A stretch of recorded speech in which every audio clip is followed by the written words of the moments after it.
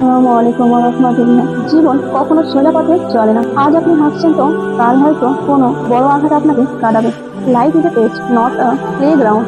আমরা অনেকেই সামান্য কষ্টে ভেঙে পড়ি আর আল্লাহকে প্রশ্ন করি, আমার সাথেই কেন এমনটা হলো। আজ এই একটি ঘন্টার জন্য আপনার মনের সব অভিযোগ শান্ত করুন। আজ আমরা জানবো এমন এক মহাশক্তি সম্পর্কে যা আপনার বুক চিরে যাওয়া কষ্টকেও এক সেকেন্ডে শান্তিতে বদলে দেবে ইনশাআল্লাহ।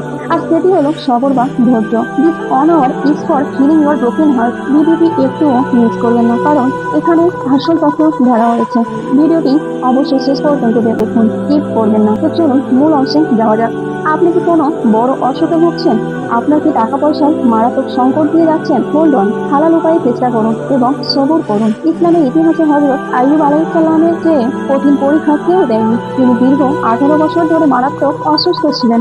তার সমস্ত ধন সম্পদ ধ্বংস হয়ে গিয়েছিল, এমনকি তার সন্তানরাও মারা গিয়েছিল, কিন্তু তার মুখ থেকে কখনো কোনো অভিযোগ বের হয়নি।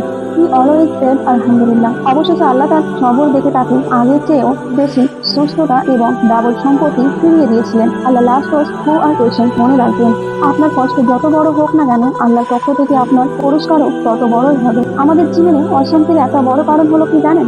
আমরা অন্যের ভালো দেখে হিংসা করি আর নিজের সামান্য সাফল্যে অহংকার করি। Pride and jealousy are the silent killer of your faith. শয়তান কেন ধ্বংস হয়েছিল জানেন? সে কিন্তু ইবাদত কম করেনি, সে ধ্বংস হয়েছিল শুধু তার মনের ভিতরের অহংকারের কারণে, ইগো। আমাদের নবী করিম সাল্লাল্লাহু আলাইহি সাল্লাম বলেছেন, যার অন্তরে কণা পরিমাণ অহংকার থাকবে সে জান্নাতে প্রবেশ করবে না। নিজেকে কখনো অন্যের চেয়ে শ্রেষ্ঠ ভাববে না। Stay humble no matter how successful you become. আপনার যত টাকাই থাকুক, দিন থেকে আপনার ঠিকানা 3.5 হাত মাটি। মনে রাখবেন, মন থেকে হিংসা দূর করুন, দেখবেন জীবন কত হালকা আর শান্ত হয়ে গেছে। অর্ধেক সময় পার হয়ে গেছে। একটু চোখ বন্ধ করে ভাবুন, যাদের সাথে আপনি সারাদিন রাগারাগি করছেন, অহংকার দেখাচ্ছেন, তারা যদি হুট করে দুনিয়া থেকে চলে যায়। চলুন কথা বলি আমাদের সম্পর্কের গভীরতা নিয়ে। আমরা সামান্য কারণে মানুষের সাথে সম্পর্ক ভেঙে ফেলি। ভাই ভাইয়ের সাথে কথা বলে না, বন্ধু বন্ধুর সাথে শত্রুতা করে। Ego destroy relationship but forgiveness build it. আমাদের নবী করিম সাল্লাল্লাহু আলাইহি সাল্লামকে মক্কার কাফেররা কত কষ্ট দিয়েছিল। তাকে পাথর মারা হয়েছিল, তার পিঠে উটের উষ্ট্রি চাপানো হয়েছিল, কিন্তু মক্কা বিজয়ের দিন তিনি সবাইকে এক বাক্যে ক্ষমা করে দিয়েছিলেন। This is the character of a true মুসলিম।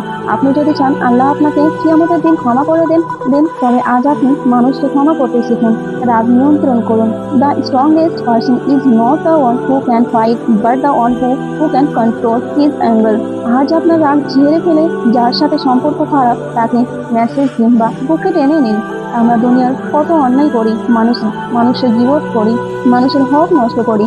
আমরা ভাবি কেউ তো দেখছে না, but remember the courtroom of Allah is waiting for you. হাসরের ময়দানে কোনো ঘুষ চলবে না, কোনো সোর্স বা ক্ষমতার দাপট থাকবে না।